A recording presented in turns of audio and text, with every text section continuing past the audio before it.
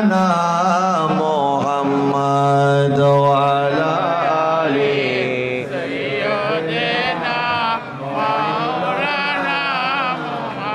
तू जिंदा है वल्लाह,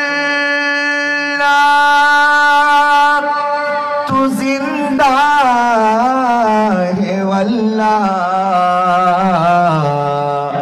मेरे चश्मे आलम से छुप जाने वाले अल्लाहुम्मा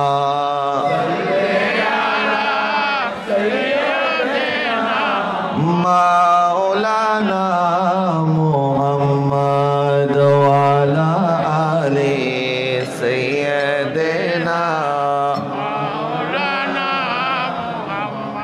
हस्बी रब्बी जल्लल्लाह मा फी कल्बी ला हस्बी रब्बी जल्लल्लाह मा फी कल्बी ला नूर मोहम्मद सल्लल्लाह ला इलाहा इल्लल्लाह हस्बी रब्बी जल्लल्लाह मा फी कल्बी या रहमानो या अल्लाह या रहीमो या अल्लाह बोलो या रहमानो या रहीमो या अल्लाह हस्बी रब्बी जल्लल्लाह मा फी कल्बी गैरुल्लाह नूर मोहम्मद सल्लल्लाह ला इलाहा इल्लल्लाह मुहम्मदुर रसूलुल्लाह सल्लल्लाहु अलैहि वसल्लम। औज़ु बिल्लाहि मिनश शैतानिर रजीम। बिस्मिल्लाहिर रहमानिर रहीम। या अय्युहन नबिय्यु हस्बुकल्लाह व मन इत्तबअका मिनल मुमिनीन। सदक़ल्लाहु मौलाना अज़ीम व सदक़ रसूलुहुन नबियुल करीम व नहनु अला ज़ालिका मिनश शाहिदीन। अल्हम्दुलिल्लाहि रब्बिल आलमीन। जिसे चाहा दर पे बुला लिया, जिसे चाहा पे ना बना लिया, ये बड़े करम की है फैसले, ये बड़े नसीबी की बातें हैं। बाला गल उला बेका माली कशफा दूजा बीजमाली ही हसनत जमी यो खिसालिही सल्लो वा आलिही सल्लो अलैहि वा आलिही। उपस्थित অধ্যক্ষর আয়োজিত গাউসিয়া কমিটি বাংলাদেশ কলসিদিঘির পাঁচ শাখার উদ্যোগে আয়োজিত পবিত্র ঈদে মিলাদুন নবী সাল্লাল্লাহু আলাইহি ওয়াসাল্লাম এবং ফাতিহা ইয়াজদাহুম উদযাপন উপলক্ষে দ্বিতীয়তম আজিমুশান নুরানি ইমানি মিলাদ মাহফিলের পরম শ্রদ্ধাভাজন সভাপতি গাউসিয়া কমিটি বাংলাদেশ কলসিদিঘির পাঁচ শাখার সম্মানিত সভাপতি বিশিষ্ট ব্যবসায়ী জনাব আলহাজ মোহাম্মদ হযরত আবু বকর সিদ্দিক রাদিয়াল্লাহু তাআলা আনহু জামে মসজিদের সম্মানিত খতিব হযরত মাওলানা মোহাম্মদ ইকরামুল হাসান মনি সাহেব, মাহফিলের সম্মানিত প্রধান আলোচক গাউসিয়া কমিটি বাংলাদেশ কোতোয়ালি থানা পূর্ব শাখার সম্মানিত সাধারণ সম্পাদক হযরতুল আল্লামা জনাব মাওলানা মুফতি মোহাম্মদ আবুল কাশেম আল কাদরি সাহেব মুদ্দাজিল্লাহুল আলী, বিশেষ আলোচক আলহাজ মাওলানা মোহাম্মদ নুরুল কবির রিজভী সাহেব,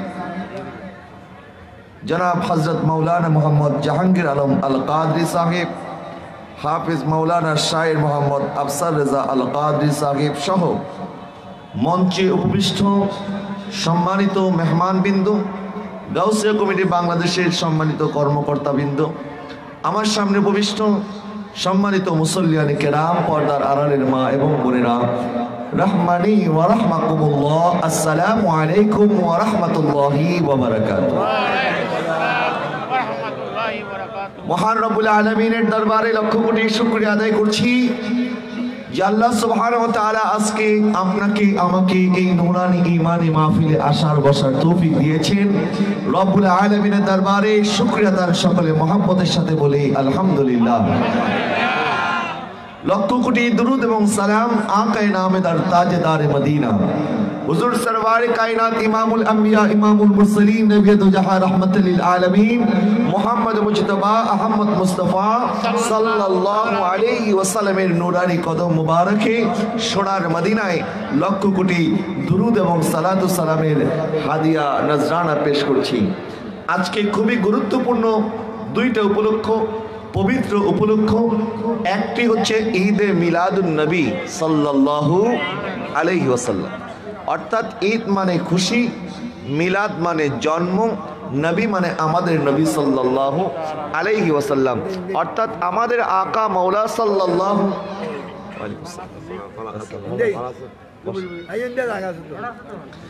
আমাদের আকা এবং মাওলা হুজুরে পূর্ণুর রাহমাতুল লিল আলামিনের শুভ বিলাদত উপলক্ষে আমরা আনন্দিত হয়ে আল্লাহর দরবারে শুকরিয়া আদায় করার মাহফিলের নাম হচ্ছে ঈদে মিলাদুন নবী। আর বড় পীর আব্দুল কাদের জিলানী রাদিয়াল্লাহু তাআলা আনহু যেদিন দুনিয়া থেকে পর্দা করেছেন, ওফাত বরণ করেছেন, ওই দিবসকে বলা হয় গিয়ারবি শরীফ, যাকে আমরা ফাতিহা ইয়াজদহুম বলি, অর্থাৎ 11। ইয়াজদহুম মানে 11, ফাতিহা মানে ফাতিহা, অর্থাৎ বড় গিয়ারবি শরীফ, যেটা আমরা উর্দুতে বলি। হুজুর গাউসুল আজম আব্দুল কাদের জিলানী রবিউস সানি মাসের 11তম তারিখে ওনার ওফাত লাভ হয়েছে, যার কারণে ওই দিবসকে ফাতিহা ইয়াজদহুম বলা হয়। আজকে আমরা দুইটা গুরুত্বপূর্ণ উপলক্ষ, আমার নবীর বেলাদত এবং হুজুর বড় পীর আব্দুল কাদের জিলানীর ওয়াফাত, এই দুইটা দিবসকে কেন্দ্র করে আমরা কেন একত্রিত হয়েছি, এই দিবসগুলি কেন আমরা আলোচনা করব, কারণ আমার আল্লাহই বলেছেন ওয়াযাক্কিরহুম বিআইয়ামিল্লাহ, আমার বান্দাদেরকে আমার দিবস সমূহ সম্পর্কে স্মরণ করিয়ে দাও। যারা আমরা মনে করি নবী আগমন করেছেন 570 খ্রিস্টাব্দে, এটা আলোচনার কি আছে? বড় পীর আব্দুল কাদের জিলানী রাদিয়াল্লাহু তাআলা আনহু উনি 11 তারিখ রবিউস সানির ওফাত লাভ করেছেন, এটা আলোচনার কি আছে? আলোচনার অবশ্যই বিষয়বস্তু আছে, কারণ আমরা প্রত্যেক সপ্তাহে জুমার দিন পালন করি। জুমার দিবস দামি, জুমার দিবস শ্রেষ্ঠ। কারণ কি? কারণ জুমার দিনে আল্লাহ আদম আলাইহিস সালামকে সৃষ্টি করেছেন। তাহলে আদম আলাইহিস সালামের সৃষ্টির কারণে জুমার দিন দামি হয়ে গেছে।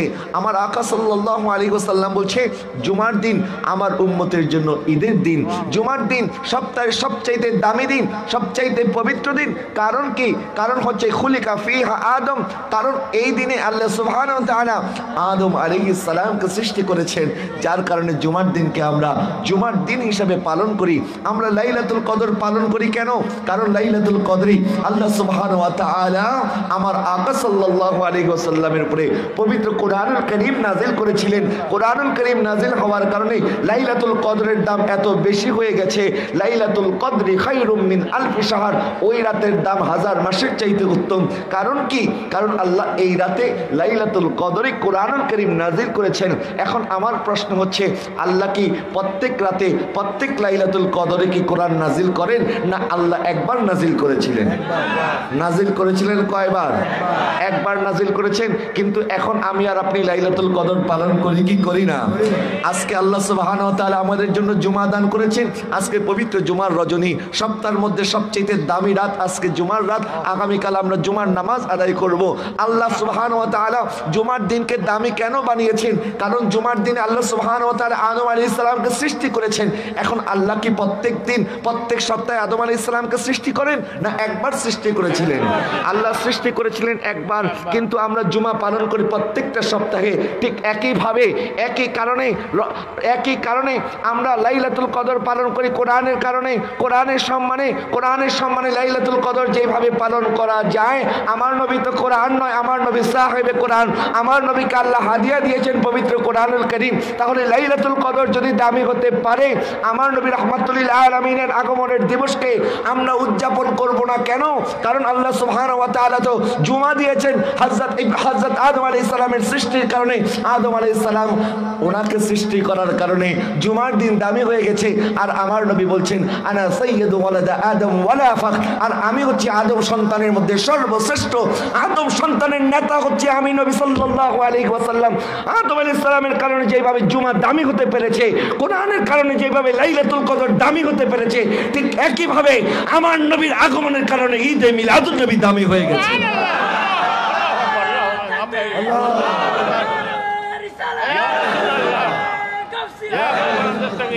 আমরা কেন মিলাদুন নবী পালন করি?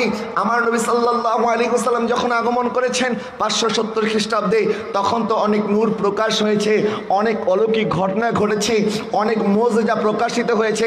এখন আমাকে আর আপনাকে যারা বলে নবী তো প্রত্যেক বছর দুনিয়াতে আসেন না, তো আপনারা প্রত্যেক বছর কেন মিলাদ মাহফিল পালন করেন? আমি তাদের খেদমতে আরজ করতে চাই, প্রত্যেক বছর যেই কারণে লাইলাতুল কদর পালন করি, প্রত্যেক সপ্তাহে যেভাবে জুমার দিন পালন করি, ঠিক একই কারণে আমার আকা সাল্লাল্লাহু আলাইহি ওয়াসাল্লাম যদিও দুনিয়াতে আগমন করেছেন 570 খ্রিস্টাব্দে, কিন্তু এক মুহূর্তের জন্য আমার নবীর রহমত তো বন্ধ নাই।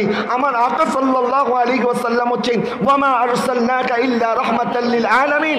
আমার নবী সেই দিনও রহমত বন্টন করেছে, এখনো রহমত বন্টন করে, আর আমরা মিলাদ মাহফিল এই জন্য পালন করি। নবীকে বলতে চাই চমক তুঝসে পাতে হে সব পানে ওয়ালে, মেরা দিল ভি চমকা দে চমকানে ওয়ালে।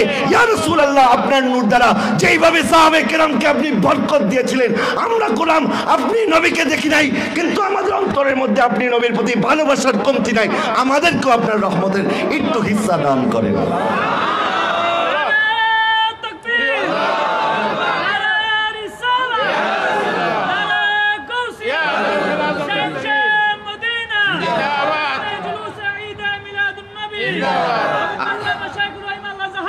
আজকে হাটে মাঠে ঘাটে বাজারে মসজিদে সব জায়গায় মিলাদুন নবী মাহফিল আছে কি আছে না?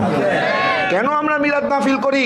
মিলাদ মাহফিল এই জন্য করি, এই মিলাদ মাহফিল করার মাধ্যমে নবীর শান আজমতের কথা যখন আমরা বর্ণনা করব, আসলে আমরা যখন আজমতের কথা, রিফাতের কথা, শফকতের কথা, নবীর মর্তবা মর্যাদার কথা বলি, আমরা বললে কি নবীর মর্যাদা বাড়বে?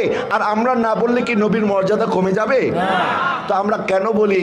কারণ আমার নবীর মর্যাদা বাড়ানোর জন্য নয়, বরং আমরা এই জন্য বলি। হাসান বিন সাবিত রাদিয়াল্লাহু তাআলা আনহু, নবী যে সাহাবী, উনি কি সুন্দর করে বলছেন, ইন মাদিহতু মাকালাতি ইন মাদিহতু মুহাম্মাদা বিমাকালাতি। যখন আমার কবিতার মধ্যে নবীর নাম নিয়ে নবীর প্রশংসা করি, লাকিন মাদিহতু মাকালাতি বি মুহাম্মাদা, তখন আসলে আমার কবিতার মধ্যে নবীর নাম নেওয়ার মাধ্যমে নবীর প্রশংসা হয় না, নবীর নাম থাকার কারণে তখন আমার কবিতা প্রশংসিত হয়ে যায়।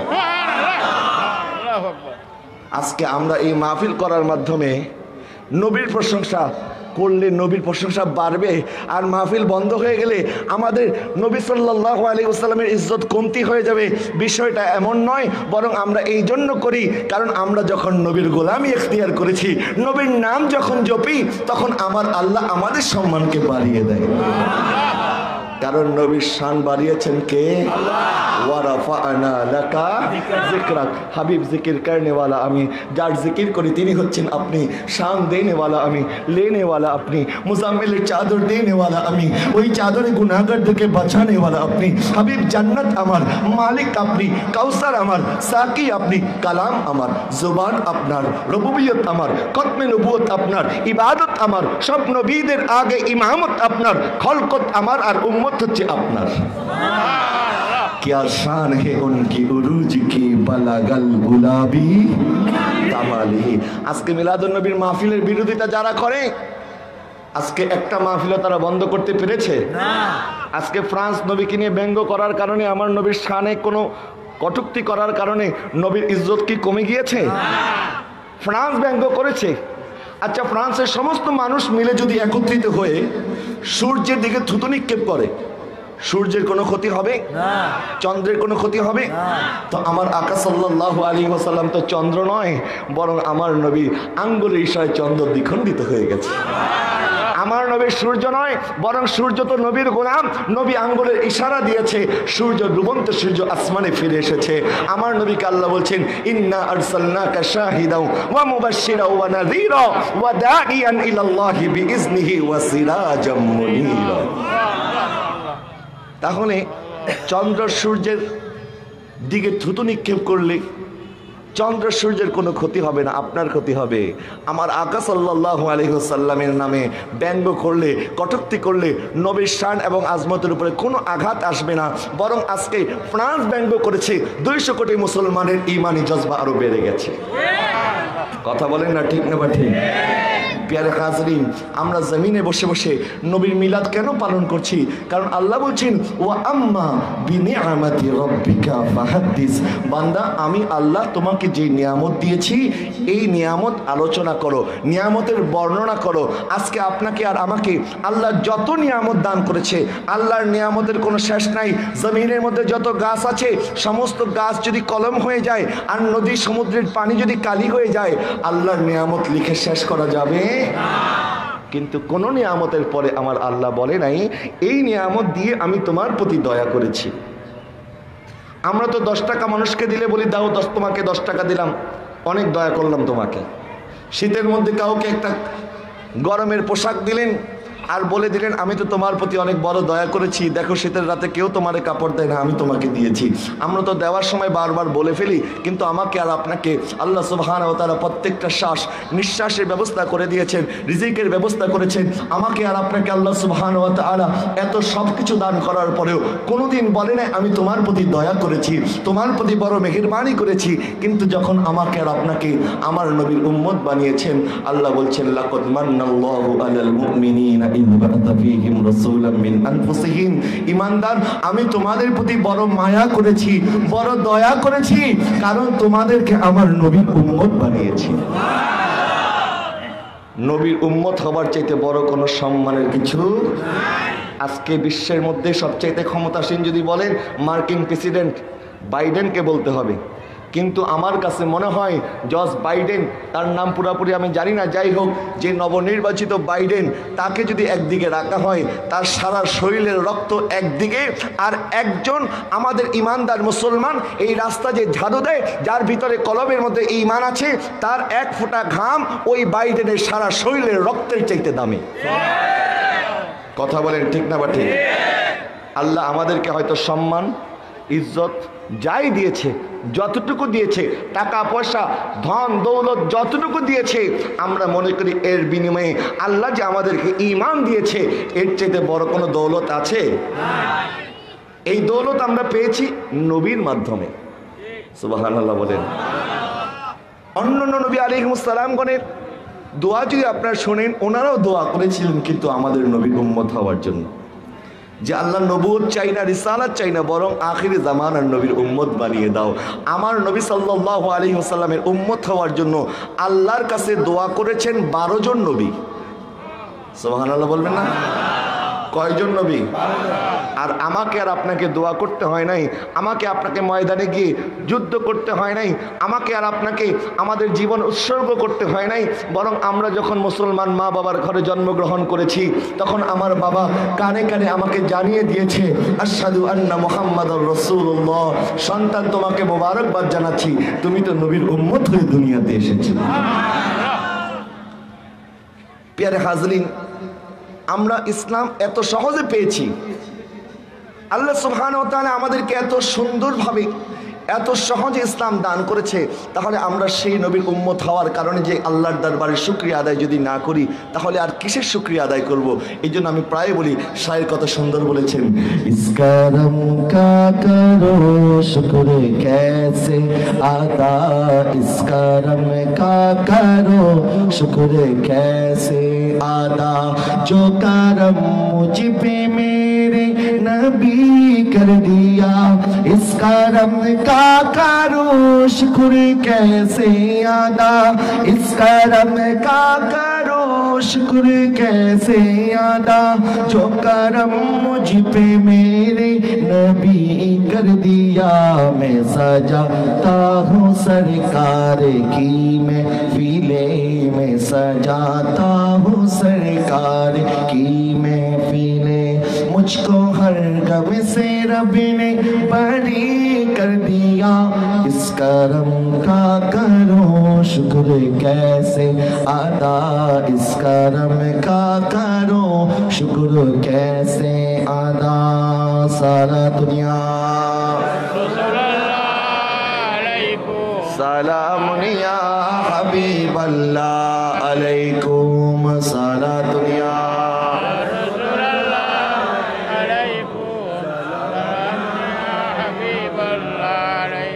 তাহলে আল্লাহ বলছেন ওয়া আম্মা বিনিআমাতি রাব্বিকা ফাহাদ্দিস, আমার নিয়ামতের শুকরিয়া আদায় করো, আমার নিয়ামতের আলোচনা করো, চর্চা করো।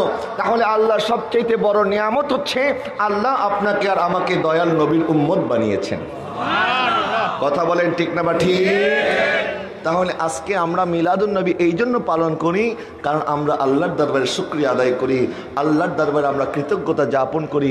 আল্লাহ সুবহানাহু ওয়া তাআলা আপনাকে আর আমাকে, আজকে বিশ্বের মধ্যে 700 কোটি মানুষ আছে, এই 700 কোটি মানুষের মধ্যে 250 কোটি মুসলমান।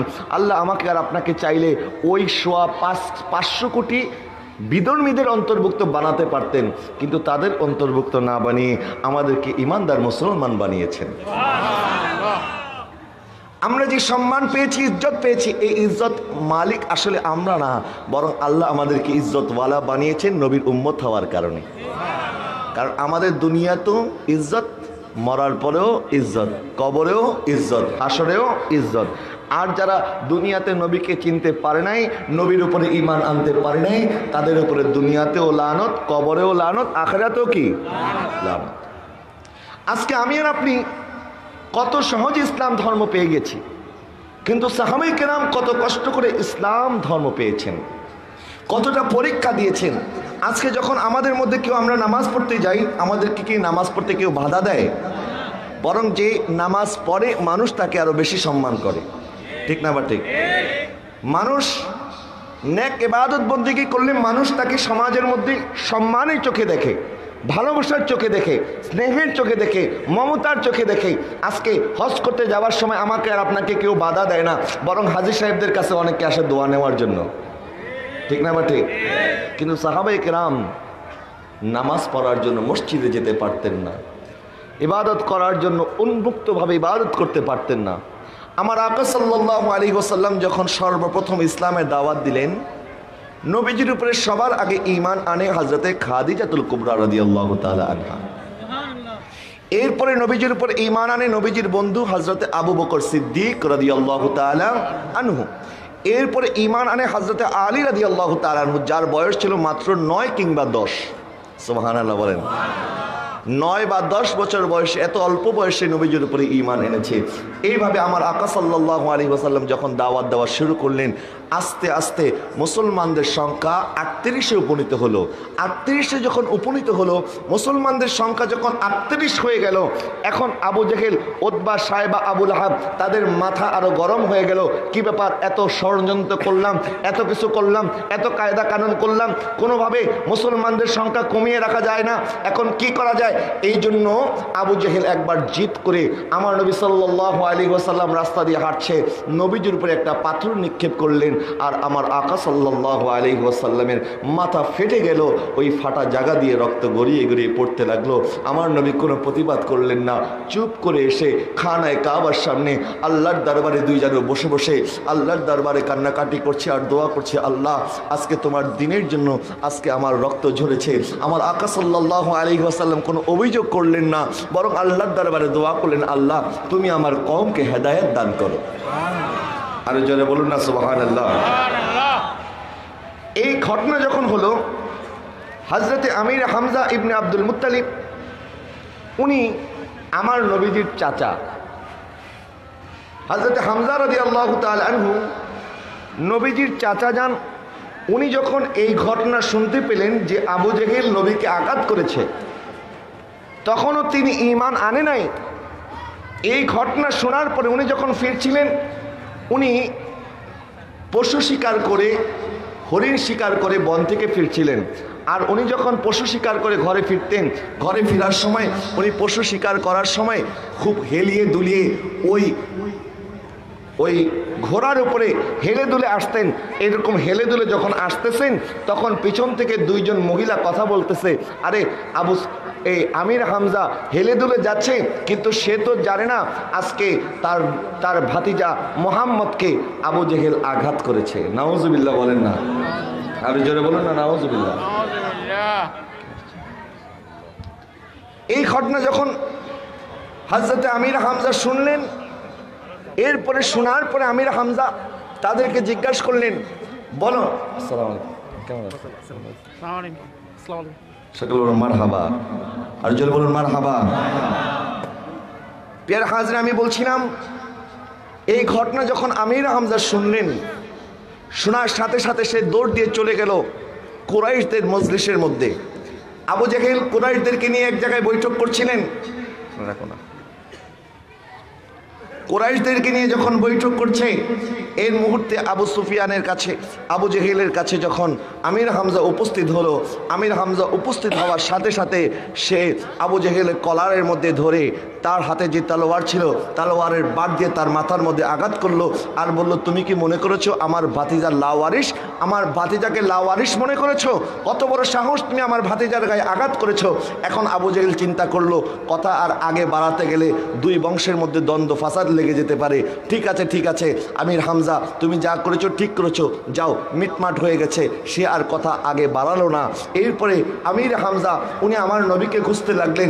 আমার নবী তো বাইতুল্লাহর সামনে, খানায় কাবার সামনে দুই জানু বসে বসে আল্লাহ দরবারে কান্নাকাটি করছে। নবীকে খুঁজতে খুঁজতে খানার কাবার সামনে যখন পেলেন, তখন উনি বলছেন, ভাতিজা, আমি আজকে তোমার আঘাত করার প্রতিশোধ গ্রহণ করেছি। কিন্তু আমার নবী তখনও কাঁদছেন। আমার নবী বলছেন, চাচা যান, আমি এটাতে খুশি হতে পারি নাই।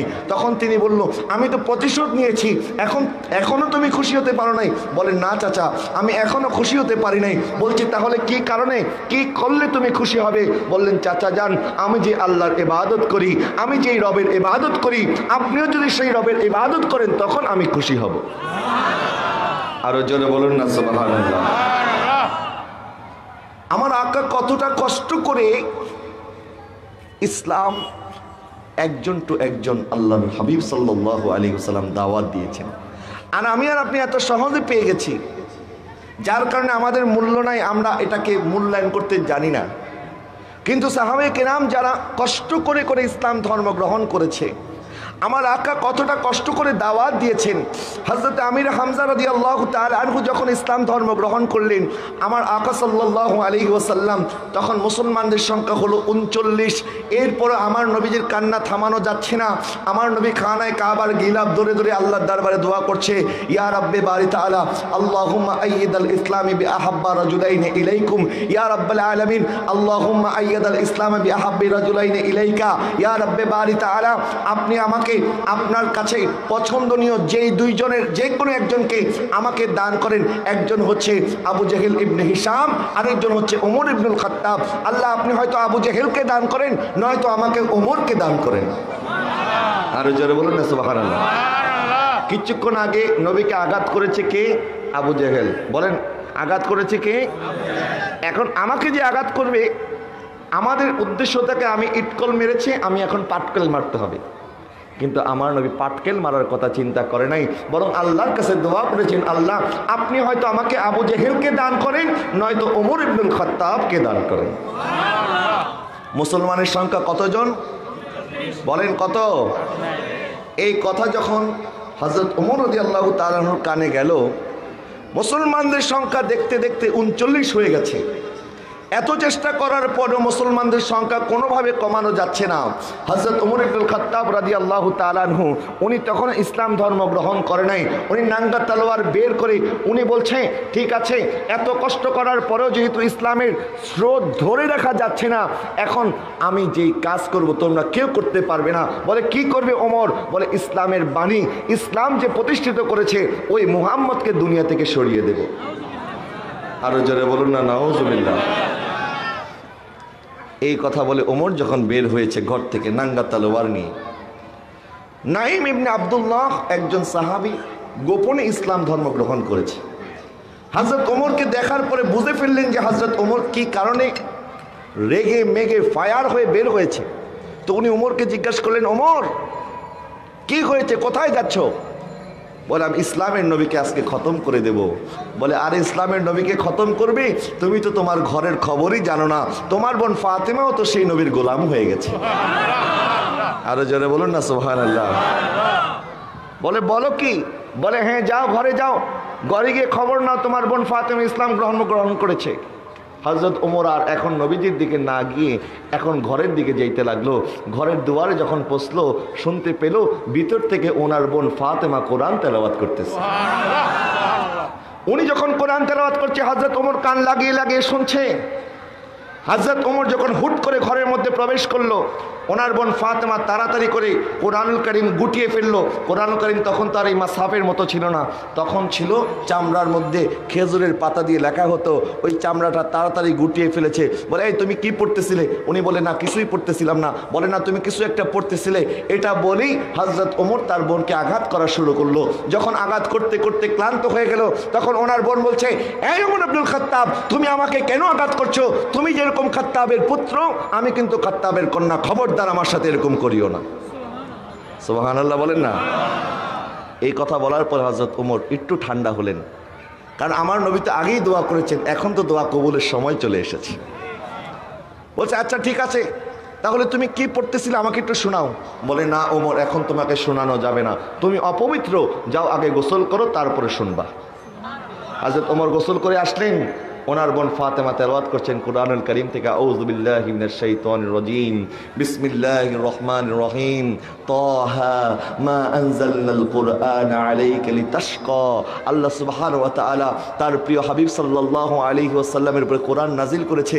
আল্লাহ বলছেন, হাবিব আমি তো আপনাকে এই কোরআন নাজিল করে কোনো কষ্ট দেওয়ার জন্য এই কোরআন নাজিল করি নাই। এই আয়াত যখন তেলাওয়াত করছে, হযরত ওমরের দিলের মধ্যে তখন রহমত নাজিল হওয়া শুরু হয়ে গেছে। হযরত ওমর রাদিয়াল্লাহু তাআলা আনহু তারপরে রওনা হলেন নবীজি সাল্লাল্লাহু আলাইহি ওয়াসাল্লামের দিকে। যখন ঘর থেকে বের হলেন, এরপরে দারুল আরকাম হযরত আরকাম রাদিয়াল্লাহু তাআলা আনহুর ঘরের মধ্যে সাহাবায়ে কেরাম নিয়ে নবীজি গোপনে ইবাদত বন্দেগী করতেন। তখন দারুল আরকামের সমস্ত সাহাবায়ে কেরামদেরকে নিয়ে 39 জন সাহাবীদেরকে নিয়ে নবীজি বসা আছেন। এর মধ্যে হযরত ওমর বসলেন। হযরত আমির হামজা সহ সকল সাহাবায়ে কেরাম তাদের তলোয়ার খুলে ফেললো। তারা মনে করলো হযরত ওমর যদি আজকে কোনো বেয়াদবি করে, তাকে এখানে শেষ করে দেওয়া হবে। আমার নবী তো জানে, কারণ আমার নবী তো দোয়া করে এসেছেন, আল্লাহ তো দোয়া কবুলের মুহূর্ত আমার নবীর সামনে চলে এসেছে। আমার আকা যখন বললেন না না না, তোমরা কেউ তলোয়ার বের করবে না, ওমরের সাথে আমি কথা বলবো। হযরত ওমর যখন ঘরের মধ্যে প্রবেশ করলো, আমার আকা সাল্লাল্লাহু আলাইহি ওয়াসাল্লাম হযরত ওমরের কলবের মধ্যে হাত দিয়ে বলছেন, আসলিম ইয়া ওমর, আল্লাহুম্মা হদি কলবা। আল্লাহ তুমি ওমরের কলবের উপরে হেদায়েত দান করো। আসলিম ইয়া ওমর, ইসলাম ধর্ম গ্রহণ করো ওমর। আমার নবী বলতে দেরি ওই ওমর বলে উঠলেন, আশহাদু আল্লা ইলাহা ইল্লাল্লাহ ওয়া আশহাদু আন্না মুহাম্মাদুর রাসূলুল্লাহ। তাকবীর, নারে রিসালাত, নারে গাউসিয়া, শাহিন শাহিদ শ্রীকুট, পবিত্র ঈদে মিলাদুন নবী। আমার আকা সাল্লাল্লাহু আলাইহি ওয়াসাল্লাম যখন হযরত ওমরের ইসলাম গ্রহণ করা দেখলেন, আমার নবী আল্লাহর দরবারে শুকরিয়া আদায় করলেন। কারণ হযরত আব্দুল্লাহ ইবনে মাসউদ রাদিয়াল্লাহু তাআলা আনহু বলছেন, ওমর রাদিয়াল্লাহু তাআলা আনহুর ইসলাম ধর্ম গ্রহণ করাটা এটা ছিল ইসলামের জন্য নুসরত। আর হযরত ওমর রাদিয়াল্লাহু তাআলা আনহু যখন মক্কা থেকে মদিনাতুল মুনাওয়ারায় হিজরত করেছে, ওই সময়টা ওইটাও ইসলামের জন্য বড় হিকমতপূর্ণ ছিল। আর হযরত ওমর রাদিয়াল্লাহু তাআলা আনহুর শাসন ব্যবস্থা 10 বছর 6 মাস 4 দিন, যেই দিন উনি হুকুমত পালন করেছেন, ওই সময়টা ছিল মুসলমানদের জন্য রহমত। আরো জনে বলুন না সুবহানাল্লাহ। अपनी बहन से बोले उमर, ये तो बता क्या करती थी मेरे आने से पहले, क्या चुपके चुपके पढ़ती थी।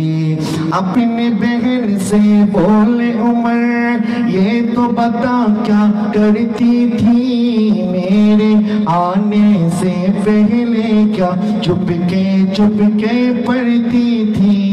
बहन जब कुरान पढ़ा सुन के कलामे पाक खुदा बहन ने जब कुरान पढ़ा सुन के कलामे पाक खुदा दिल ये उमर का बोले उठा ला इलाहा इल्लल्लाह हस्बी रब्बी जल्लल्लाह माफी कल्बी गैरुल्लाह नूर मोहम्मद सल्लल्लाह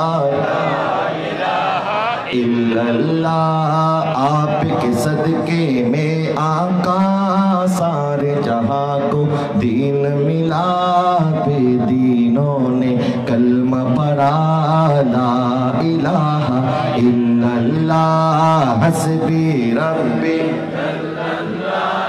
माफी कल्बी गैरुल्लाह नूर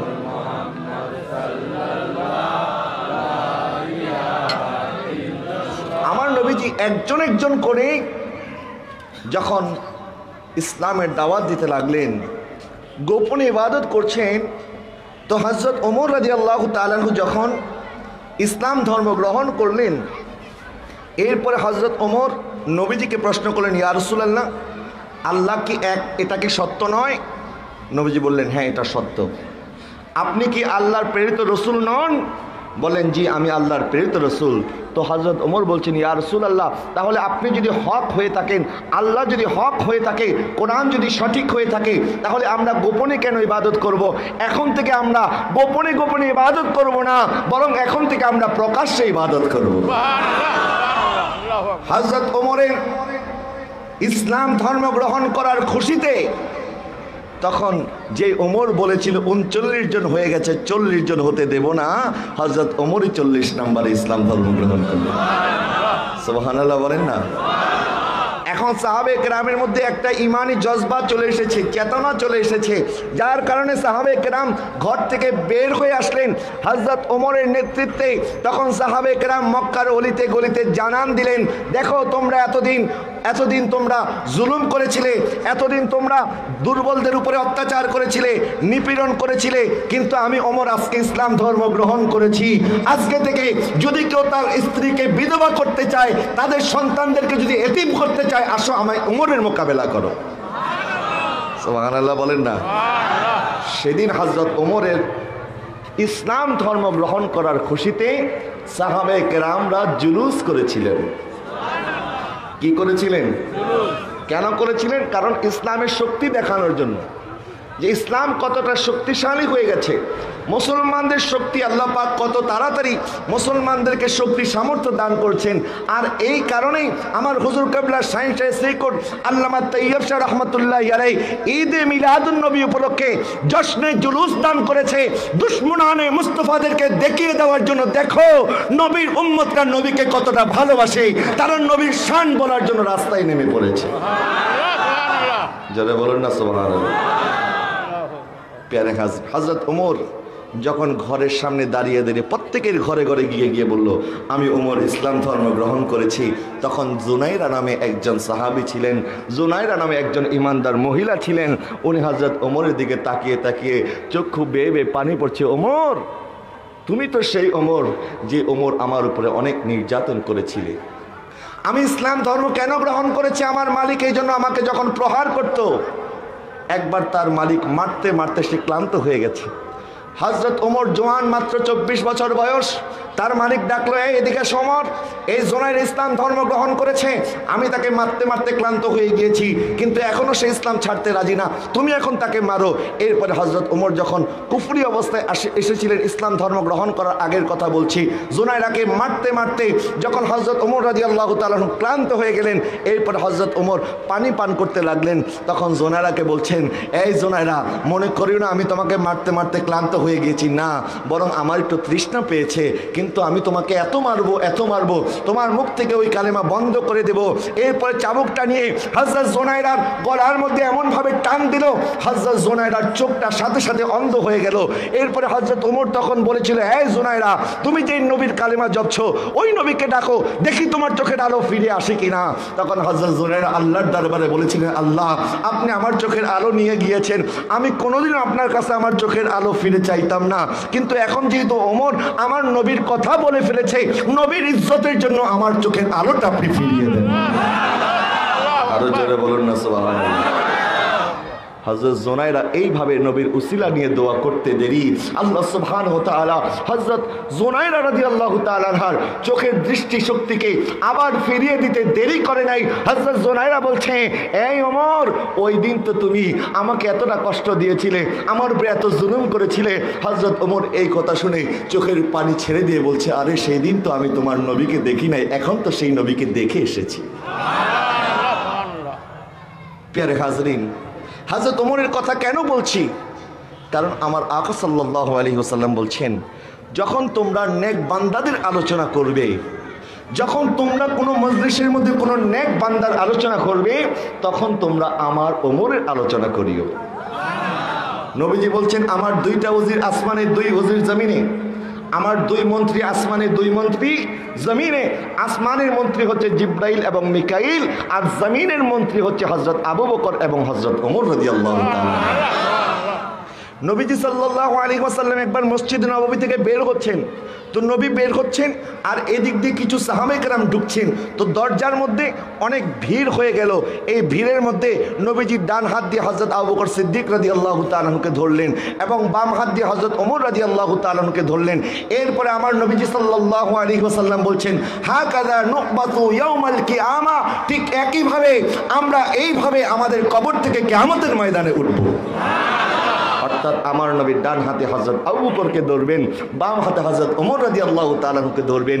এইভাবে আমার আকা সাল্লাল্লাহু আলাইহি ওয়াসাল্লাম হযরত ওমরের কথা বলেছেন। হযরত ওমরের ব্যাপারে আমার নবী বলছেন, আশ-শাইতানু ইয়াফিরু মিন যিল্লি ওমর, যেই রাস্তা দিয়ে আমার ওমর হাঁটে, ওই রাস্তার মধ্যে যদি শয়তানও আসে, ওমরকে দেখার সাথে সাথে শয়তান রাস্তা পরিবর্তন করে ফেলে।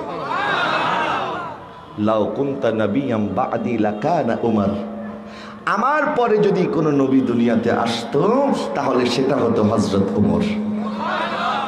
হযরত ওমর রাদিয়াল্লাহু তাআলা আনহু, ওনার যে শাসন ব্যবস্থা ছিল 10 বছর 6 মাস 4 দিন। আজকে আমরা যারা ইসলাম চর্চা করি, যারা জমিনের মধ্যে ইসলাম কায়েম করতে চাই, যারা আমরা হুমকি ধামকির মাধ্যমে, উগ্রতার মাধ্যমে, রক্তপাতের মাধ্যমে মনে করছি আমরা জমিনের মধ্যে ইসলাম কায়েম করব, আসলে এইভাবে জমিনে কোনো নবীও ইসলাম কায়েম করে নাই, কোনো ওলিও ইসলাম কায়েম করে নাই, কোনো সাহাবীও ইসলাম কায়েম করে নাই। নবীজি যখন হিজরত করেছেন বদরের ময়দানে, নবীজি সাল্লাল্লাহু আলাইহি ওয়াসাল্লামের সাথে সঙ্গী সাথী ছিল 313 জন। কয়জন? 300। এটা হচ্ছে নবীজি সাল্লাল্লাহু আলাইহি ওয়াসাল্লাম ইসলামের এলান করার 15 বছর পরে দ্বিতীয় হিজরতে বদরের ময়দানে নবীজির সাথে ছিল 313 জন। আর ঘরে বাড়িতে যারা মুসলমান হিসেবে ছিল, মহিলা, বাচ্চা বা বৃদ্ধ, সব মিলিয়ে তখন মুসলমানের সংখ্যা 500 থেকে 600-র বেশি হবে না। এরপরে ষষ্ঠ হিজরিতে নবীজি যখন হুদাইবিয়ার ময়দানে আসলেন, নবীজির সাথে সাহাবায়ে কেরামের সংখ্যা ছিল 1400। কত? এদিকে তাকান, এদিকে সামনের দিকে তাকান। কত ছিল? 1400। এর ঠিক 2 বছর পরে নবীজি সাল্লাল্লাহু আলাইহি ওয়াসাল্লাম যখন মক্কাতুল মুকাররমা বিজয় করলেন, তখন মুসলমানের সংখ্যা ছিল 10,000। সুবহানাল্লাহ বলেন। 313, এরপরে 1400, এরপরে কত? 10,000। তার 2 বছর পরে বিদায় হজে আমার নবী সাল্লাল্লাহু আলাইহি ওয়াসাল্লামের সামনে বিদায় হজে আরাফার ময়দানে নবীর ভাষণই শুনেছে প্রায় 1.5 লক্ষ সাহাবী। দেখেন, 313 থেকে 1.5 লক্ষ হতে সময় লেগেছে মাত্র 8 বছর।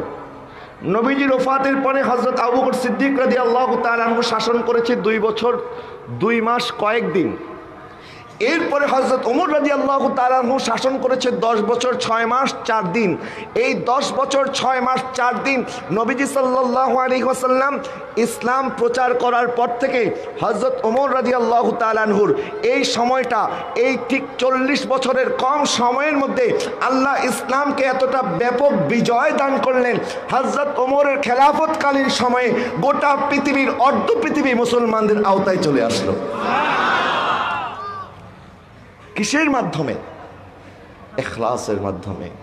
ইনসাফের মাধ্যমে, মহাব্বতের মাধ্যমে, তালোয়ারের জোরে নয়, রক্তপাত করে নয়, বোমাবাজি করে নয়। কারণ বোমাবাজির মাধ্যমে যদি ইসলাম আসতো, আজকে এই ইসলাম আর ইসলাম থাকতো না। বরং আমার নবী রহমতের মাধ্যমে, ক্ষমার মাধ্যমে, ভালোবাসার মাধ্যমে ইসলাম প্রচার করেছে। আরো জোরে বলুন না সুবহানাল্লাহ। নারায়ে তাকবীর, নারায়ে রিসালাত, নারায়ে গাউসিয়া। শাহিন শাহ শ্রীকুট আমাদের মাঝে তাশরীফ এনেছেন। আহলে সুন্নাহ ওয়াল জামাত বাংলাদেশের বন্দর থানার সম্মানিত সভাপতি হযরতুল আল্লামা জনাব মাওলানা মোহাম্মদ ইদ্রিস আল কাদের সাহেব মাদ্রাসাতুল আলিম।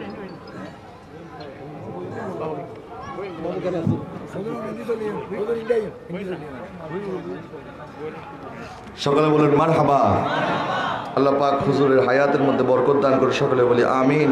মঞ্চ উপবিষ্ট সমস্ত উলামায়ে কেরামকে আল্লাহ পাক হেফাজত করুক, সকলকে হায়াতে তাইয়্যিবা দান করে সকলে বলি আমিন। একটু দুরূদ শরীফ পড়ি। আল্লাহুম্মা সাল্লি আলা সাইয়্যিদিনা মাওলানা মুহাম্মদ ওয়া আলা আলি সাইয়্যিদিনা। প্রিয় হাজির, আপনাদের কষ্ট হচ্ছে না তো? বিরক্ত হচ্ছেন না তো?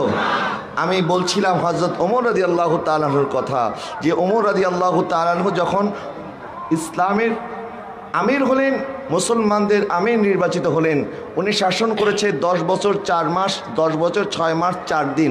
এই সময়ের মধ্যে আল্লাহ সুবহানাহু ওয়া তাআলা গোটা বিশ্বের 22 লক্ষ বর্গ কিলোমিটারকে মুসলমানদের আওতায় এনে দিলেন। এত বিশাল সাম্রাজ্যের মালিক, কিন্তু ওনার কোনো রাজমহল ছিল না। বাইরে থেকে যখন রাষ্ট্রদূতরা আসতো, বিভিন্ন রাষ্ট্রের মানুষজন যখন হযরত ওমরের সাথে দেখা করার জন্য আসতো, কারণ উনি তো অর্ধ পৃথিবীর শাসক, ওনার সাথে সাক্ষাৎ করার জন্য যখন বাইরে থেকে, বিদেশ থেকে কেউ আসতো, একবার একজন এসে, রাষ্ট্রদূত এসে জিজ্ঞাসা করছে, তোমাদের আমিরের মহলটা কোথায়? বলে আমাদের আমিরের তো কোনো মহল নাই। তাহলে কোথায় পাওয়া যাবে? বলে হয়তো তাকে পাওয়া যাবে মসজিদে নববীতে অথবা বাইতুল মালের সামনে। তখন উনি মসজিদে নববীতে গেলেন, ওখানেও পেলেন না। বাইতুল মালের সামনে গেলেন, ওখানেও পেলেন না। খুঁজতে খুঁজতে দেখলেন জান্নাতুল বাকির মধ্যে একটা গাছের নিচে ইটের উপরে মাথা রেখে হযরত ওমর ঘুমিয়ে আছে। অর্ধ পৃথিবীর শাসক একটা ইটের মাথার মধ্যে মাথা রেখে ঘুমিয়ে আছে। তখন ওই রাষ্ট্রদূত বলছে, ওমর, আমাদের বড় বড় রাজা বাদশাহরা তো এত আলিশান বাংলোর মধ্যে, এত আলিশান দালান কোঠার মধ্যে, রাজমহলের মধ্যে তারা ঘুমাতে পারে না। আর আমার আল্লাহর কত দয়া, তুমি একটা সামান্য ইটের উপরে মাথা রেখে ঘুমিয়ে পড়েছি। হযরত ওমরের বড় কোনো আলিশান বাংলো ছিল না, রাজমহল ছিল না, বরং মসজিদে নববীর মধ্যে ফরাশ বিছিয়ে, জায় নামাজ বিছিয়ে অর্ধ পৃথিবী শাসন করতেন হযরত ওমর রাদিয়াল্লাহু তাআলা আনহু। যখন এইভাবে শাসন করতে লাগলেন, এই দিক দিয়ে আল্লাহ সুবহানাহু ওয়া তাআলা মুসলমানদের বিজয়কে ত্বরান্বিত করতে লাগলেন।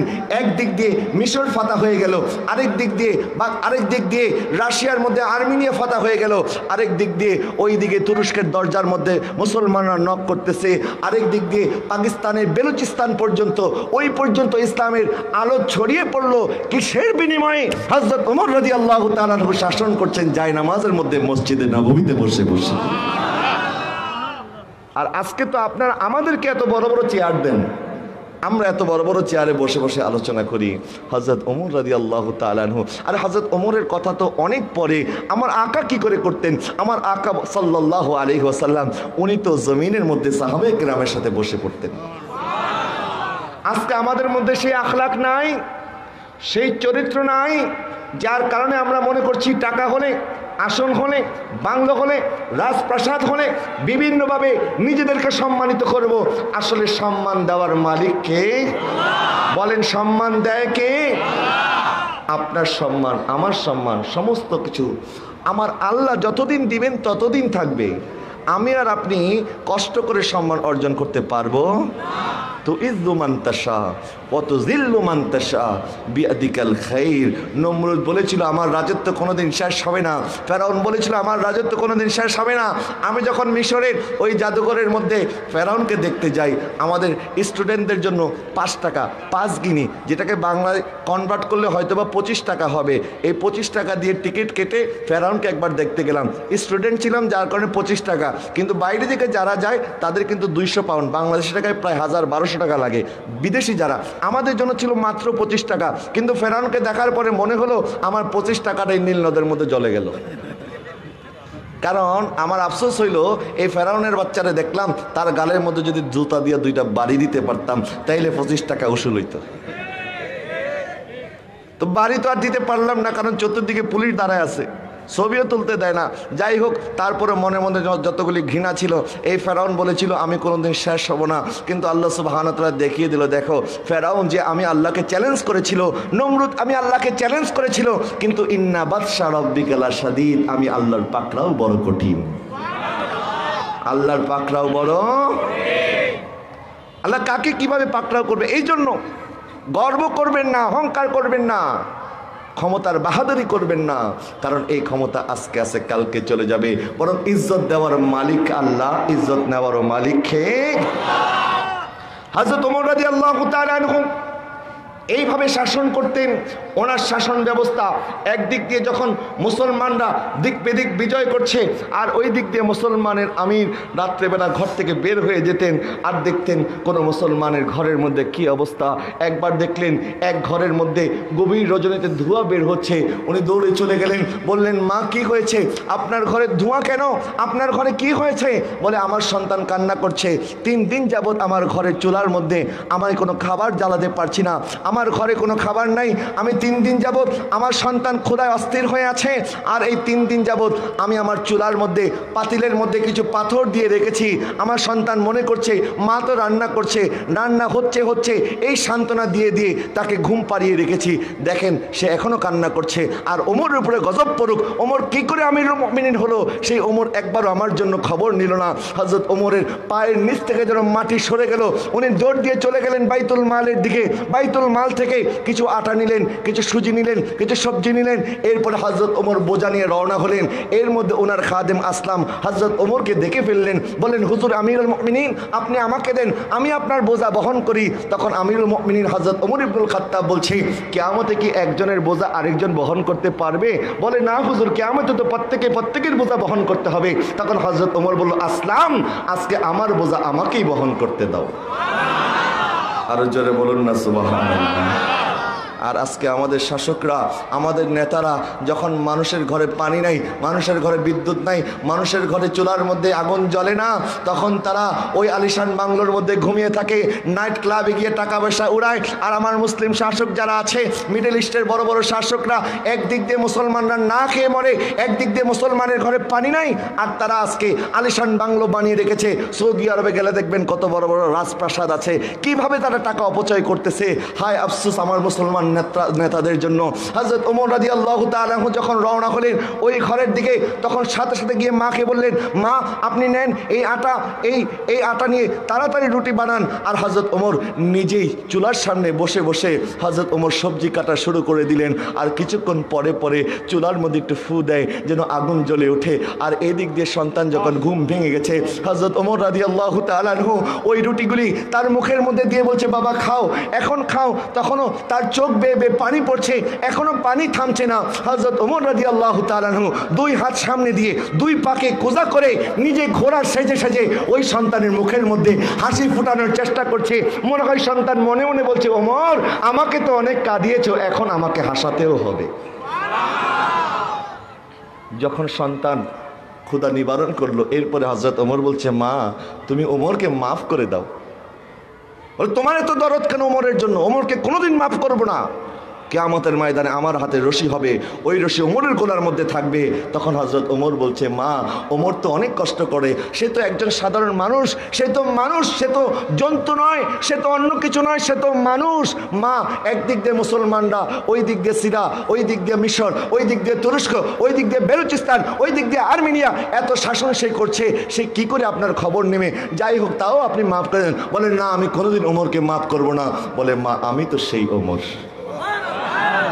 বলে, মা, আমি সেই ওমর, যদি শাস্তি দেওয়ার থেকে আজকে দেন, কিয়ামতের ময়দানে আল্লাহর দরবারে কোনো বিচার দিয়েন না। আর আজকে আমাদের নেতাদের কোনো চিন্তা আছে? কোনো টেনশন আছে? হযরত ওমর একবার রাস্তা দিয়ে হাঁটছে, আর একটা পুলের সামনে বসে বসে কাঁদছে। বলে, ওমর, কাঁদো কেন? বলে, এই পুলটা মেরামত করতে পারি নাই, এই পুলের একটা কাঠ নষ্ট হয়ে গেছে, আর এই নষ্ট কাঠের মধ্যে পাড়া দিয়ে একটা ছাগল তার পা ভেঙে ফেলেছে। আমার আল্লাহ যদি আমাকে কিয়ামতের ময়দানে জিজ্ঞাসা করে, ওমর, তোমাকে তো অর্ধ পৃথিবীর শাসক বানিয়েছিলাম, অর্ধ পৃথিবীর রাজত্ব দান করেছিলাম, তুমি একটা সামান্য পুল মেরামত করতে পারো নাই, আমি তখন আল্লাহর দরবারে কি জবাব দেব? আর আজকে আমাদের পুলগুলির মধ্যে তো এখন ইটের রডের বিপরীতে বাঁশও দিয়ে দেয়, আছে না নাই? রডের বিপরীতে কি দেয়? তারা কি জবাব দিবে আল্লাহর কাছে? আল্লাহ পাক ভালো জানে। প্যারে হাজরিন, দুনিয়াটা সামান্য কয়েকদিনের। আমরা যদি দুনিয়ার কাছে বিক্রি হয়ে যাই, তাহলে আমরা দুনিয়াও পাবো না, আখিরাতও পাবো না। কারণ দুনিয়াতে যারা দুর্নীতি করে, চোরের 10 দিন, গৃহস্থের 1 দিন, কথা আছে কি নাই? বাংলাদেশের মধ্যে অনেক রাজা দেখেছি আমরা, 9 বছরের রাজা, 10 বছরের সাজা, 2 বছর আসিল জেলখানার মধ্যে ভাজা, আছে না এরকম? প্যারে হাজরিন, দুর্নীতি করে, 2 নাম্বারি করে, মুনাফিকি করে কেউ কোনোদিন পার পেতে পারে নাই। দুনিয়া তো তার বেজ্জতি, আখিরাত তো তার বেজ্জতি। এই জন্য দুনিয়াও যদি চান, আখিরাতও যদি চান, হযরত ওমর যখন শাসন করতেন, ইনসাফের সাথে শাসন করতেন, যার কারণে আমার আল্লাহ সুবহানাহু ওয়া তাআলা হযরত ওমরের এত ক্ষমতা দিয়েছেন। হযরত আব্দুল্লাহ ইবনে আউফ রাদিয়াল্লাহু তাআলা আনহু, উনি যখন মিশরের শাসন করতেন, সাহাবায়ে কেরাম যখন মিশর দখল করলেন, এরপরে সাহাবায়ে কেরাম হযরত ওমর রাদিয়াল্লাহু তাআলাকে চিঠি পাঠালেন, ইয়া আমিরাল মুমিনিন, আমাদের মিশরের মধ্যে তো একটা কুসংস্কার চালু আছে। কি কুসংস্কার? যে নীল নদে পানি শুকিয়ে যায়। এই পানি শুকিয়ে যাওয়ার কারণে প্রত্যেক বছর তারা একজন তরুণীকে এখানে এসে কোরবানি করে বলি দেয়, যার পরে এই মিশরের নদীর মধ্যে আবার নাকি পানির প্রবাহ শুরু হয়। হুজুর, এটা তো ইসলাম সমর্থন করে না, এই ধরনের কোনো কুসংস্কার তো ইসলামের মধ্যে জায়েজ নাই, কিন্তু আবার ওই দিক দিয়ে পানি শুকানোর কারণে মানুষের ফসল ফলাদি হচ্ছে না। হুজুর, কি করতে পারি? হযরত ওমর রাদিয়াল্লাহু তাআলা একটা চিঠি লিখলেন। হযরত ওমর লিখলেন, আমিরুল মুমিনিনের পক্ষ থেকে নীল নদ বরাবর আমি আমিরুল মুমিনিনের চিঠি। আমিরুল মুমিনিন কি লিখলেন? হযরত ওমর লিখলেন, নীল নদ, তুমি যদি আল্লাহর হুকুমে প্রবাহিত হয়ে থাকো, তাহলে আমি নির্দেশ দিচ্ছি তুমি আল্লাহর হুকুমে প্রবাহিত হও। আর যদি আল্লাহর হুকুমে প্রবাহিত না হয়ে থাকো, তাহলে তোমার পানির আমাদের কোনো প্রয়োজন নাই। এই চিঠিটা হযরত ওমর যখন দিল, ওই চিঠিটা যখন নীল নদের মধ্যে ছেড়ে দেওয়া হলো, সাথে সাথে ওই নীল নদের মধ্যে পানির প্রবাহ শুরু হয়ে গেল। 1400 বছর যাবত এখনো একদিনের জন্য নীল নদের পানি আর শুকায় নাই। আরো জোরে বলেন না সুবহানাল্লাহ। মদিনার সাহাবীরা আসলেন, বললেন, হুজুর, আমাদের গ্রামে আগুন লেগেছে, এখন তো আগুন লাগতে লাগতে মদিনার দিকে আগে বেরোত, মদিনার দিকে চলে আসতেছে, হুজুর কি করা যায়? হযরত ওমর রাদিয়াল্লাহু তাআলা আনহু নিজের শরীরের কাপড় মোবারক খুলে দিলেন, যেই কাপড়ের মধ্যে 17টা জোড়া ছিল। কয়টা? 17টা তালি। আর আজকে তো আমরা আপনার একটা তালিওয়ালা জামা পরতে চাই না। তালিওয়ালা জামা তো পরবেন দূরের কথা, আজকে তো আমাদের রাজা বাদশাহ যারা আছে তারা তো অনেক উপরে, তাদের যারা হোমরা সোমরা আছে, সামসা আছে না কিছু, এই সামসারা তারা ঘড়ি অর্ডার করে ব্যাংকক থেকে, বেল্ট অর্ডার করে সুইডেন থেকে, জুতা অর্ডার করে ইংল্যান্ড থেকে, এইভাবে তারা জীবন যাপন করছে। কিন্তু আমিরুল মুমিনিন 22 লক্ষ বর্গ কিলোমিটারের শাসক, উনি কাপড় পরতেন 17টা তালিওয়ালা। সুবহানাল্লাহ বলেন না। এই 17টা তালিযুক্ত কাপড় হযরত ওমর সাহাবায়ে কেরামের হাতে তুলে দিলেন আর বললেন, যাও এটা আগুনের মধ্যে নিক্ষেপ করে দাও। যখন হযরত ওমর রাদিয়াল্লাহু তাআলা আনহুর ওই জামা মোবারক নিয়ে সাহাবায়ে কেরাম রওনা হলেন, যতদূর জামা মোবারক নিয়ে গেলেন ততদূর ওই আগুনগুলি পালিয়ে গেল। আরো জোরে বলুন না সুবহানাল্লাহ। এই জন্য আল্লামা ডক্টর ইকবাল বলছেন কি মোহাম্মদ से वफा तूने तो हम तेरे हैं ये जहाँ चीज़ें हैं क्या লৌহ কলম তেরে हैं আপনি নবীর গোলাম হয়ে যান। আরে দুনিয়া তো সামান্য জিনিস, আল্লাহর লৌহ কলম আপনার হয়ে যাবে। তো আমরা দুনিয়াও চাই আখিরাতও বলেন চাই কি চাই না? আমরা দোয়ার মধ্যে বলি না রব্বানা আতিনা ফিদ দুনিয়া হাসানাতাও ওয়া ফিল আখিরাতি হাসানাতাও ওয়া কিনা আযাবান নার। আমরা আল্লাহর কাছে দুনিয়াও চাই আখিরাতও চাই, কিন্তু দুনিয়ার জন্য দুনিয়ার কাছে আখিরাতকে আমরা বিক্রি করতে রাজি না। কথা বলেন না ঠিক না বা ঠিক? আল্লাহকে যে পাইতে চায় হাজরাতকে ভালোবেসে, আল্লাহকে যে আরো জোরে আল্লাহকে যে পাইতে চায় হাজরাতকে ভালোবেসে, আরশ কুরসি লৌহ কালাম, আরশ কুরসি লৌহ কালাম না চাহিতে পেয়েছে সে, হাজরাতকে ভালোবেসে, হাজরাতে। আমরা দুনিয়ার গোলাম হতে চাই না, নবীর গোলাম হতে পারলে দুনিয়া আমাদের গোলাম হয়ে যাবে। হযরত সাফিনা রাদিয়াল্লাহু তাআলা আনহা উনি একবার রোমের মধ্যে যখন মুসলমানদের কাফেলার সাথে গেলেন, হঠাৎ করে রাস্তায় ভুল করে উনি বনের ভিতরে ঢুকে গেলেন। যখন বনের ভিতরে ঢুকলেন একটা বাঘ আসলো, বাঘের সামনে পড়ে গেলেন। এরপরে হযরতে সাফিনা উনি বলছেন আনা সাফিনা মাওলা রাসূলুল্লাহ সাল্লাল্লাহু আলাইহি ওয়াসাল্লাম, হে আবুল হারেস তুমি কি জানো না আমি নবীজির দাসী, নবীজির বান্দি, নবীজির গোলাম, আমি তো সাফিনা, আমি নবীর গোলাম সাফিনা। এই কথা বলার সাথে সাথে বনের বাঘ মাথা নিচু করে চলে গেল। মনে হয় গুনগুনিয়ে বলতে লাগলো সাফিনা তুমি যখন নবীর গোলাম এখন থেকে আমি তোমার গোলাম। আমরা সেই নবীর গোলাম হতে চাই কি চাই না? আরো জোরে বলুন না চাই কি চাই না? আমরা সেই নবী রহমাতুল লিল আলামিনের মদিনায় যেতে চাই কি চাই না? যদি মদিনায় যাইতে হয়, হযরত ওমর রাদিয়াল্লাহু তাআলা আনহু উনি এমনভাবে মদিনাতুল মুনাওয়ারায় বসে অর্ধ পৃথিবী শাসন করেছেন।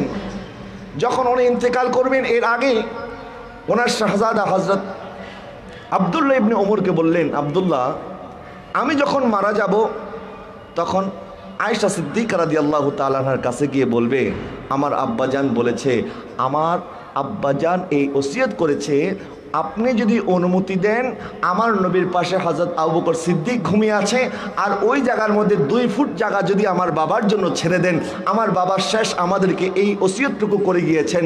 এবং হযরত ওমর রাদিয়াল্লাহু তাআলা বলছেন আমি যদি এখন এই কথা বলি হতে পারে আমি আমিরুল মুমিনিন, এই কারণে মা আয়েশা সিদ্দিকা আমার কথা মেনে নেবে। না না না, এই জন্য আমার মা আয়েশা সিদ্দিকা মেনে নেওয়ার দরকার নাই, বরং আমি ইন্তেকাল করার পরে আমার কথাটা উম্মুল মুমিনিনের কাছে তোমরা পৌঁছিয়ে দেও। আমার হযরত ওমর রাদিয়াল্লাহু তাআলা যখন ইন্তেকাল করেছেন, ওনার শাহজাদা হযরত আয়েশা সিদ্দিকা রাদিয়াল্লাহু তাআলার কাছে গিয়ে বললেন আমার আব্বা জানের জীবনের একটা শেষ ইচ্ছা ছিল নবীর কদমে শায়িত হতে চান, আবু বকর সিদ্দিকের সাথে শুতে চান। তখন হযরত আয়েশা সিদ্দিকা রাদিয়াল্লাহু তাআলা বলছেন এই জায়গাটা আমি আমার নিজের জন্য রেখেছিলাম, কিন্তু হযরত ওমরের ইনসাফ, হযরত ওমরের শাসন, হযরত ওমরের হুকুমত এত সুন্দরভাবে সে পরিচালনা করেছে, জান আমার জায়গা আমি হযরত ওমরের জন্য ছেড়ে দিলাম। আরো জোরে বলুন না সুবহানাল্লাহ। তাহলে যারা যেভাবে খেদমত করেছে আমার নবী তার সম্মান ততটা বাড়িয়ে দিয়েছে। তো আমরা চাই মদিনাতে যাওয়ার জন্য, মদিনাতে যাওয়ার জন্য ভিসা টিকিট লাগবে কিনা? বলেন না লাগবে কিনা? আমি কিন্তু এই সাধারণ ভিসা টিকিটের কথা বলছি না, কারণ এই ভিসা টিকিট আমাদের অনেক পয়সাওয়ালা আছে। এখানে আমার চাচা যান হাজী সাহেব, ওনার সাথে সাথে অনেক হাজী সাহেবরা যায়, অনেক পয়সাওয়ালা যায়, অনেক টাকাওয়ালারাও যায়, কিন্তু তাদের চেয়ে টাকাওয়ালা অনেক মানুষ আছে এই চট্টগ্রামের মধ্যে আছে, কিন্তু এখনও মদিনাতুল মুনাওয়ারায় যাওয়ার তৌফিক তাদের হয় নাই, সামর্থ্য তাদের হয় নাই। কিন্তু রাস্তার মধ্যে ঝাড়ুদার, রাস্তার মধ্যে ভিক্ষা করে এমনও মানুষ মদিনাতে চলে যায়। আছে কি আছে না? মেহবুব কি মেহফিল को सजाते हैं, आते हैं वही जिनको सरकार। মাহবুবের মাহফিলে আসার জন্য মাহবুব হতে হবে, ঠিক না বা ঠিক? তো মদিনাতে যাওয়ার জন্য আশেক হতে হবে, কি হবে না? মদিনাতে যেতে হলে কি হতে হবে? আশেক হতে হবে। আর আশেক ছাড়া মদিনাতে গিয়েও লাভ নাই, কারণ অনেক হাজী সাহেব আসে, হাজী সাহেব না পাজি সাহেব এটা বোঝাও যায় না। হজ করে আসার পরেও তার পাজি গিরি বন্ধ, এরকম আছে না নাই? তো তার হজ কি হজ? হজ না। প্রিয় হাজরিন, আজকে আমি আর আপনি যদি মদিনায় যাইতে চাই, যদি নবীর গোলাম হতে চাই, আমাদের আদর্শের মধ্যে নবীর আখলাকে হাসানা লাগবে। কথা বলেন না, ঠিক না বা ঠিক? লাকাদ কানা লাকুম ফি রাসূলিল্লাহি উসওয়াতুন হাসানা। আমার নবী রাহমাতুল আলামিনকে আল্লাহ যে সুমহান চরিত্র দান করেছেন, যে আদর্শ নবীজি সাল্লাল্লাহু আলাইহি ওয়াসাল্লাম আমাদের জন্য রেখে গেছেন, নবীজি সাহাবারা আমাদের জন্য যে আদর্শ, যে নমুনা রেখে গেছেন, আমরা যদি আমাদের পরকালীন জীবনকে সুন্দর করতে চাই, আমরা যদি আমার নবীর কদমে মরার পরে আমার নবীকে দেখে চিনার জন্য যেই চোখ লাগবে, যেই দিল লাগবে, যে অন্তর লাগবে, এরকম ঈমান যদি আমরা দিলের মধ্যে স্থাপন করতে পারি, তারপরে গিয়ে কবরে নবীকে চিনতে পারবো। কথা বলেন না, ঠিক না বা ঠিক? এখন কবরের প্রশ্ন কি হবে আপনার সকলে জানেন না? কবরে 3টা প্রশ্ন হবে, এটা আপনারা জানেন না? সবাই জানেন। কিন্তু বিসিএস পরীক্ষার প্রশ্ন কি ফাঁস হয়? যদি প্রশ্ন ফাঁস হয়, যে ফাঁস করবে তার শাস্তি হবে। কিন্তু আমার নবী তো কবরের কঠিন পরীক্ষার প্রশ্ন ফাঁস করে দিয়েছেন। সুবহানাল্লাহ বলেন না? কিন্তু উত্তর কয়জন দিতে পারবো তার কোনো গ্যারান্টি আছে? কোনো গ্যারান্টি নেই।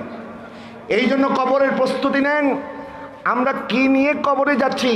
আমরা মারা যাওয়ার পরে আমাদের আত্মীয় স্বজন আসবে, ঘরে বাড়িতে আসার পরে আমাদের সন্তানদেরকে জিজ্ঞাসা করবে, তোমার বাবা তোমাদের জন্য কি রেখে গেছে? আর তখন ফেরেশতারাও আসবে, তারা বলবে এই মাইয়ত কবরে তার সাথে কি নিয়ে যাচ্ছে। মানুষ বলবে কি রেখে যাচ্ছে, আর ফেরেশতা বলবে কি নিয়ে যাচ্ছে। প্যার হাজরিন, দুনিয়া করে আজকে আমরা যারা দুনিয়ার কাছে বিক্রি হয়ে যাচ্ছি, এই দুনিয়া আমাদের জন্য কিচ্ছু না, বরং আমার আকা তো বলেছেন আর দুনিয়া ও সিজনুল মুমিন, দুনিয়া তো ইমানদারদের জন্য একটা জেলখানা। দুনিয়াটা ইমানদারদের জন্য কি? এই দুনিয়ার মধ্যে আল্লাহ পাক আপনাকে আমাকে যতটুকু দিয়েছেন, আমরা যদি এতটুকুর মধ্যে সন্তুষ্ট থাকি, যদি অনেক রিজিক দিয়ে থাকেন আলহামদুলিল্লাহ, যদি নাও দিয়ে থাকেন তাও আলহামদুলিল্লাহ। কারণ আমরা দুনিয়ার প্রেমে পাগল হতে চাই না। আমরা যদি একটু ধৈর্য ধারণ করতে পারি, আমরা যদি বিপদে সবর করতে পারি। আজকে এই করোনা মহামারী চলতেছে, এই মহামারীর মধ্যে অনেকের ব্যবসা প্রতিষ্ঠানের মধ্যে বন্ধ হয়ে গেছে, অনেকে চাকরি হারিয়েছেন, অনেকের ব্যবসা প্রতিষ্ঠান বন্ধ, অনেকে কামাই রোজগার সব বন্ধ হয়ে গেছে। আবার সামনে শীতকাল আসতেছে, এখন আবার শুনতেছে করোনাও বাড়বে। তাহলে আমাদের সামনের দিন কি অপেক্ষা করতেছে আমরা কেউ জানি না। কিন্তু যাই অপেক্ষা করুক না কেন, আমরা যদি আল্লাহর উপরে ভরসা করতে পারি, আল্লাহ বলছেন ইন্নাল্লাহা মাআস সাবিরিন, আমি ধৈর্যশীলদের সাথে আছি। আমাদের বেশি লাগবে না, যদি আল্লাহ বেশি দেয় আলহামদুলিল্লাহ, কম হইলেও কোনো আপত্তি নাই, কারণ কম হইলেও চলতে পারবো। আমাদের মতো এরকম আমাদের চাইতে অনেক গরিব মিসকিন কাঙ্গাল দুনিয়াতে এখন আছে না নাই? আমার নবী বলছেন উনজুর ইলা আসফালি মিনকুম, নিচের দিকে তাকাও, নিচের দিকে তাকাও। আর আমরা উপরের দিকে তাকাই। উপরের দিকে যখন আমরা তাকাই দেখি আরে আমার ভাই তো 50,000 টাকা ইনকাম করে, 40,000 টাকা দামের মোবাইল ইউজ করে, এখন আমারও 40,000 টাকা দামের মোবাইল ইউজ করতে হবে। আর 40,000 টাকা মোবাইল ইউজ করবেন কেমনে? আপনার ভাই বেতন পায় 1 লাখ টাকা, সে 40,000 টাকা মোবাইল ব্যবহার করতে পারে। আপনি বেতন পান 10,000 টাকা, এখন আপনার যদি 40,000 টাকা দামের মোবাইল ব্যবহার করতে হয়, তখন তো আপনাকে দুর্নীতি করতে হবে। কি করতে হবে? আমাদের দেশে যত দুর্নীতি, চুরি, বাটপারি এগুলি হয় অভাবের কারণে হয় না, স্বভাবের কারণে হয়। কিসের কারণে হয়? স্বভাবের কারণে, লোভের কারণে। এই লোভ ছেড়ে দেন, আল্লাহর উপরে তাওয়াক্কুল করেন। আল্লাহ যদি আপনাকে অল্প রিজিক দিয়ে থাকে, অল্প রিজিকে যদি আপনি আল্লাহর উপরে সন্তুষ্ট থাকতে পারেন, আমার আকা সাল্লাল্লাহু আলাইহি ওয়াসাল্লাম ইরশাদ করছেন, যেই বান্দা অল্প রিজিকে সন্তুষ্ট, কিয়ামতের ময়দানে আল্লাহ তার অল্প আমলে সন্তুষ্ট হয়ে যাবে।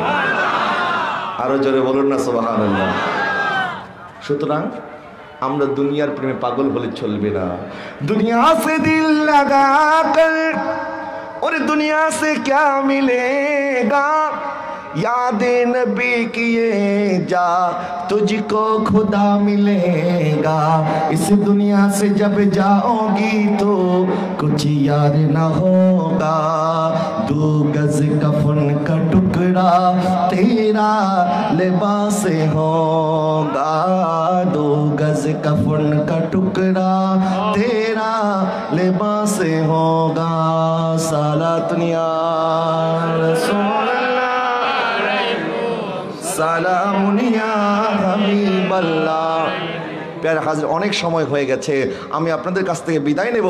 বিদায় নেওয়ার আগে আমি যদি পারতাম প্রত্যেকের কদমে হারস করতাম, প্রত্যেকের কদমে ধরে ধরে, আমি নই বরং আপনিও, আপনার ভাই, আপনার বোন, আপনার মা, আপনার বাবা, আপনার আত্মীয় স্বজন যারা এখনো গুনার মধ্যে হাবুডুবু খাচ্ছে, গুনার মধ্যে নিজের জীবনকে ব্যয় করে দিচ্ছে, আজকে তাদেরকে যদি আমরা গুনাহ থেকে বাঁচাতে না পারি, আমরা যদি তাদেরকে এখনো তওবা করাতে না পারি, না জানি আমার আপনজন কিয়ামতের ময়দানে কত শর্মিন্দা অবস্থায় উঠে। এই জন্য প্রত্যেকে চেষ্টা করবেন নিজে গুনাহ থেকে বাঁচবেন। কু আনফুসাকুম ওয়া আহলিকুম নার, নিজে গুনাহ থেকে বাঁচে আমরা যেন জাহান্নামের আগুন থেকে নিজেদেরকে বাঁচাতে পারি এবং পরিবারকে যেন বাঁচাতে পারি। আল্লাহ যেন তৌফিক দান করে। সকলে বলুন আমিন। আর একটু মহব্বতের আওয়াজে বলুন আমিন। আমরা দুনিয়ার আগুন সহ্য করতে পারবো? আপনার সন্তান যদি সামান্য কায়েঙ্গুলের মধ্যে সামান্য আগুন লাগলে আপনার আরামের ঘুম হারাম হয়ে যাবে, আর আপনার সন্তান যদি জাহান্নামের আগুনের মধ্যে জ্বলে আপনার কতটুকু কষ্ট হবে।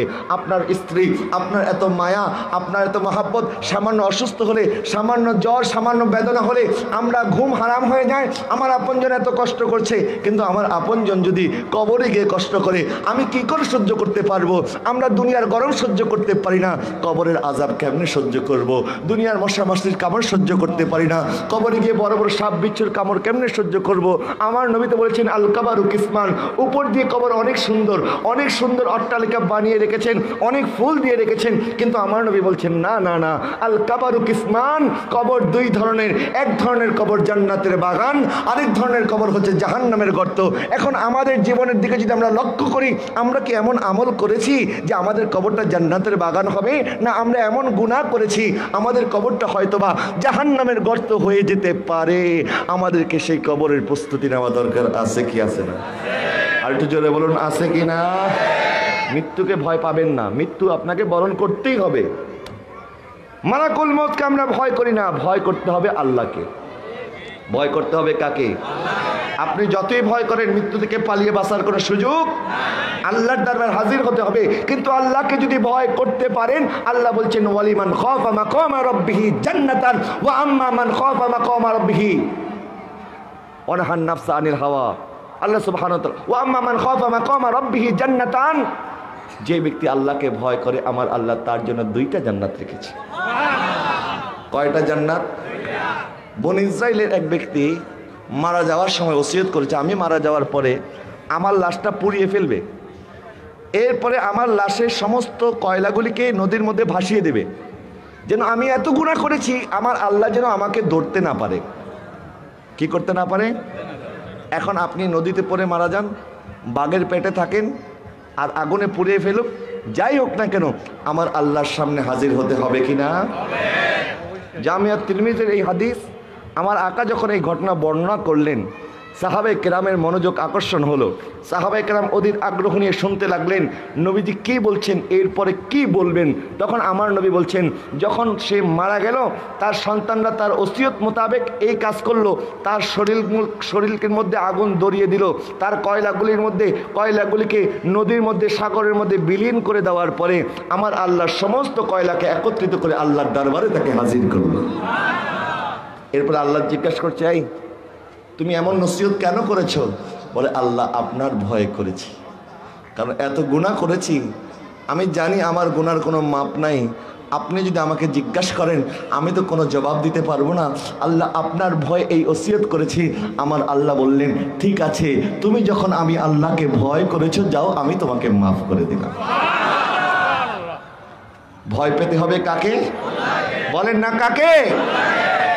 আল্লাহকে ভয় করেন, গুনাহ থেকে নিজেকে বাঁচান, কারণ যে কোনো সময় আমরা চলে যেতে পারি।